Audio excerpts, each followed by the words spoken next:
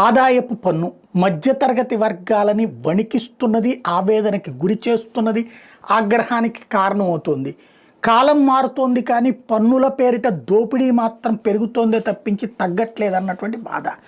ఆదాయపు వనరు పెరిగింది, ఖర్చులు పెరుగుతున్నాయి, కానీ పన్నులలో మాత్రం అట్లాగే ఉంటుంది అన్నటువంటి బాధ. వచ్చిన సంపదలో ఎక్కువ నష్టపోతున్నామే అన్నటువంటి ఆవేదన.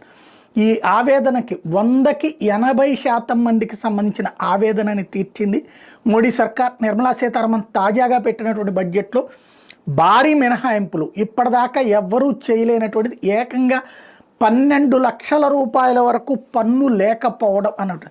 స్టాండర్డ్ డిడక్షన్తో కలిపితే 12.75 లక్షల రూపాయల వరకు, అంటే దాదాపుగా 13 లక్షల వరకు ఎలాంటి పన్ను లేనటువంటిది.